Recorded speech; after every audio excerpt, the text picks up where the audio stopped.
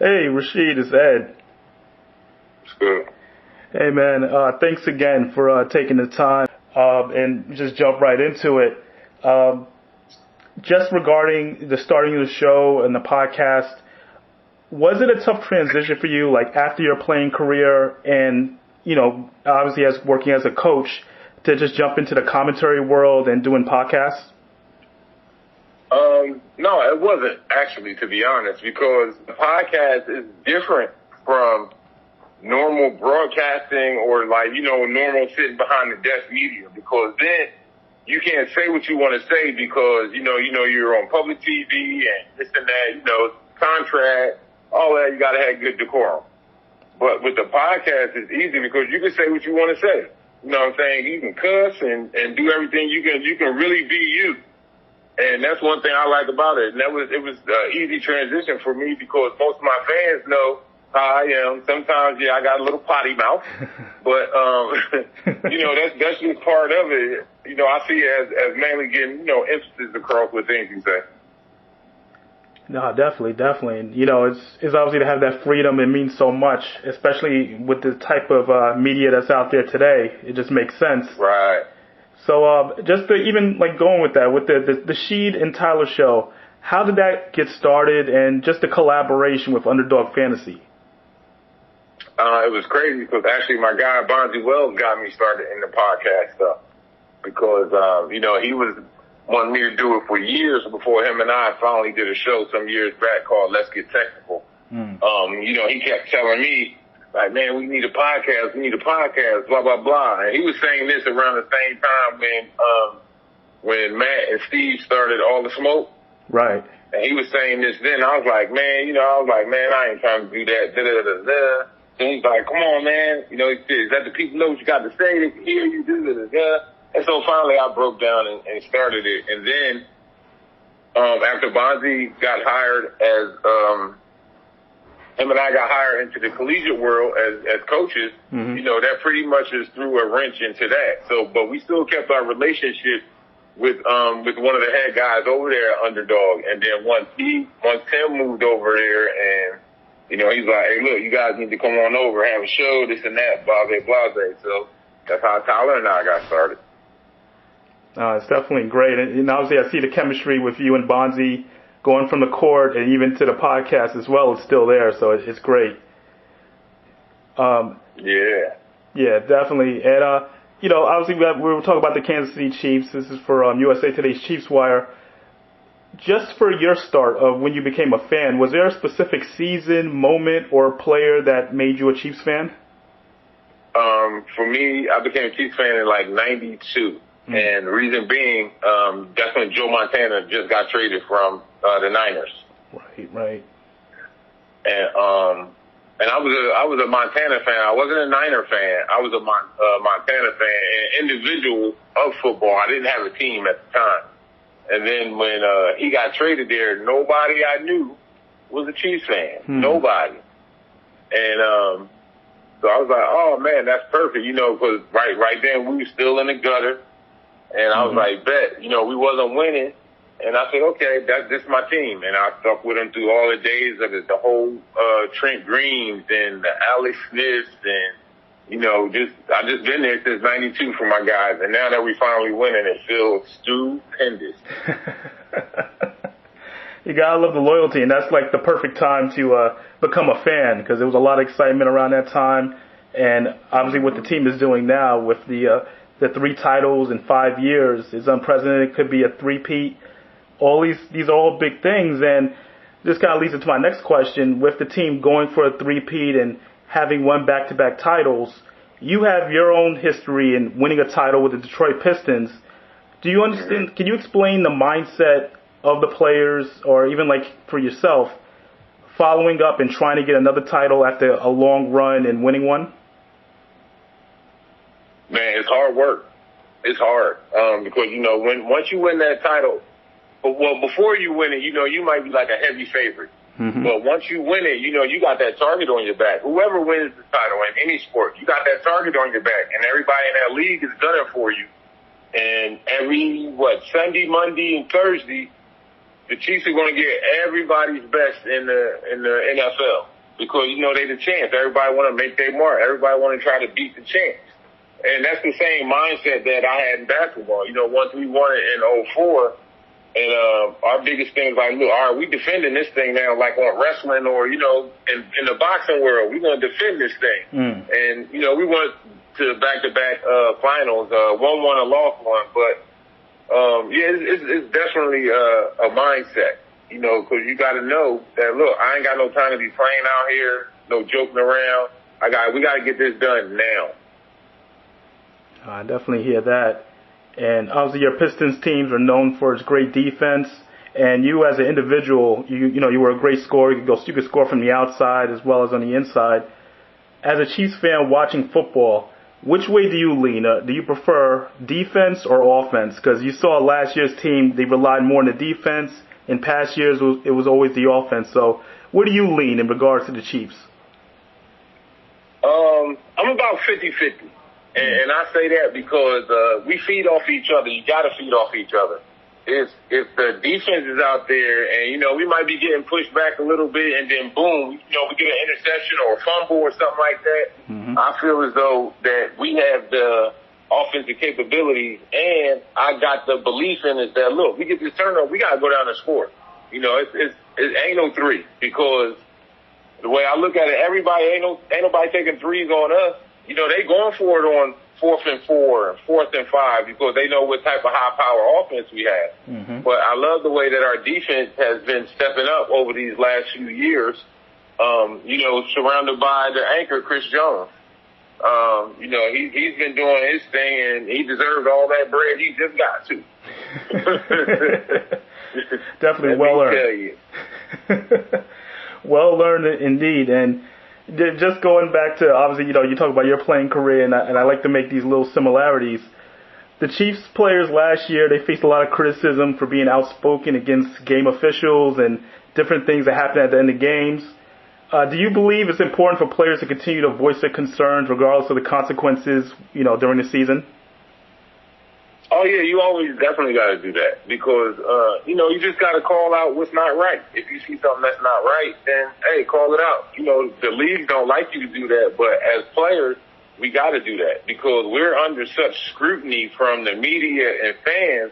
It's like, look, all right, we all know we can see this, what's happening, and, you know, so forth and so on. But, you know, most of it, or I would say majority of it still on a player because we go out there and execute things right. It's so much video out here now, so it's and especially in football, it's kind of hard to do, you know, some real cheating stuff. Like in basketball, you can because there's so many possessions, you know, in them 48 minutes. You got at least both teams have at least like 65 to 78, 80 possessions a game. So, but in football, you know, shit, that can go anywhere from like 5 possessions to, you know, 10 or 12 possessions, depending on the defense you're playing against, who tries to keep your offense off the field. It's true. But yeah, it's tough. I would say 50-50. You know, I love our offense. Of course, you know, we got the best QB in the game, the Kansas City Cannon, and you know, we got the best tight end in the game. Right now, I think we got the best ends in the game. You know, we got the best D lineman with CJ. You know, we just got to keep putting it all together. And now, the way that it's looking, here it is. Everybody wants to come to the Chiefs now. Yeah. You know what I'm saying? It's kind of sort of that same mantra when Brady was in New England. Everybody wanted to play in New England because they knew that that's the best chance for me to get a Super Bowl, to play with the best quarterback. That's definitely true. And you've seen a lot of that with the whole culture in Kansas City and the way they view the team, especially over the last 5 years. Basically, since Patrick Mahomes took over as starting quarterback, it's a whole different vibe now. Now, there was a very controversial topic about a month ago. Austin Rivers, he came out and said that NBA players can easily play in the NFL, sparked a lot of opinions. I want to know, what are your thoughts on that? And if you agree with him, what position you think you could have played? I don't agree with him. He was smoking some shit or something. Like, Let me tell you this. It's too much physical contact. Like we have physical contact in basketball, of course, but football is extra. That's why they wear the pads. And so it's like, it's not as easy as you think. You know, here it is. Just imagine being a DB, and here it is. I got to cover either the main receiver or even just the slot receiver or the second receiver. But every play, this mug is running at least 25, 30 yards downfield, knowing he's not getting the ball. And then what is he doing? Jogging back to the huddle and setting it all up again. Like repetitions, things like that. Oh, it would drive basketball players crazy. Okay. It would drive us crazy. But no, it's a whole different mindset you gotta have with football, because you got a different physicality. Like I can actually hit you, and it's not a foul. You know, like basketball, any type of body bump, they're gonna call the whistle, blow that whistle. Right. But yeah, Austin Rivers was bugging with that one. But if I did, I told my buddy, I know a couple of guys, that play NFL ball, and know Coach Merritt with the Chiefs. Mm-hmm. So I said to him, man, one of these days, somebody's going to be smart and draft a basketball player on a special team. And then Coach was like, well, why you say that? I said, Coach, think about it, Coach. I said, if you got a guy, he didn't make the NBA, or he's not really trying to go overseas, but here he is, 6'11", 7 feet tall, and he has like a 35 to a 40-inch vertical. I said, hey, Coach, all them 65, 67-yard field goals, that's not happening. Wow, yeah. Think about it, because then, when the further you are, you gotta level that thing out with that longevity. And that's where that guy that's 7 feet tall come into play. I don't have to jump over the line. All I gotta do is jump straight up.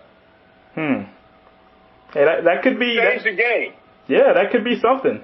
That could really be something. You think about who would be willing to get physical. So exactly. And then I look at that as like a kicker or a punter. You had guys like Reggie Roby who played 20-something years. We have a whole lot of these other punters and kickers, the Grammaticas, them two. They played in the NFL for quite some time, right, and didn't take no hit and got big money. Some of them won championships and they got big money. Like, man, come on. Like for a 7-footer, if I didn't get drafted in the NBA, that's cool. I'm trying out for an NFL special team. Field goal blocking unit only. Hey, it's a thing. Matthew Slater for the Patriots, I think he was like a 10-time Pro Bowler, and he mostly plays special teams. So it's definitely a thing. It makes sense. Yeah. Now, so I gotta ask now. We just finished mini camp. Training camp is next month. What are your expectations for the 2024 Chiefs? To go at least 12-4. Okay. I know we're not going to go undefeated. Just throw those talks out the window, because the guys are too good in the NFL now. Mm-hmm. If a team goes undefeated, then it's like, man, you gotta have an off at every position, or offense and defense, to go undefeated now. But I can see it's going 12-4. Going into the playoffs, we definitely got to have a home field. Okay. And Cats doubted us last year, and we didn't even have a number one receiver. Yeah. And we still got the job done. Now just imagine with some of the receivers that we picked up and drafted, like, man, they ready to come into play. They right into play. And just, who's benefiting very well from the Chiefs' play over the years, outside of the normal guys with Mahomes and Kelsey, is Edwards-Helaire. Oh, CEH, yes. Yeah. He's been in the Super Bowl every year. He's been in except one. Yeah, except for the year before, because the year before they were in the Super Bowl before he got drafted. Yeah. Right. But that's a hellacious career, you know what I'm saying? And that's a great bar to set. Oh, yeah. You know what I'm saying? Because now here it is. He knows that he's coming into practice every day. Yeah, I ain't the number one option no more, but I ain't bitching either. Because he still got that ring. He's still getting paid. Yeah, you get your burn. You got coach runs certain plays for you. So, man, I ain't mad at it. Yeah, and you can say the same thing for McCole Hardman, who just re-signed. He's been in the playoffs every year when he's been with the Chiefs, and he's won those 3 Super Bowls. So, and he can contest that grass ain't always greener on the other side. Oh yeah, New York Jets. Very true. And Rasheed, I got one more question for you. This is the question we throw at people at the end. It's a tough one, and we always get some interesting responses to this. But here it is. On your all-time Chiefs team, who is your starting tight end? Is it Tony Gonzalez or Travis Kelce? That's tough. I'm gonna have to go with Kelce because he's still adding on to his marks. Okay. Tony still has all the records, and they said it may take another 4 years for Kelce to get close, but. Yeah, but hey, bar injury, I think he's gonna get him. Okay. I think he's gonna get him. Okay, I could definitely see that. You could definitely see that. You say he's not done yet. He said he's a lot more football left in him, so we'll see if it happens. Rasheed, thank you so much once again, man, for taking the time. And we look forward to hopefully a good season, and I look forward to listening to more of the Sheet and Tyler Show. Oh, yeah, definitely.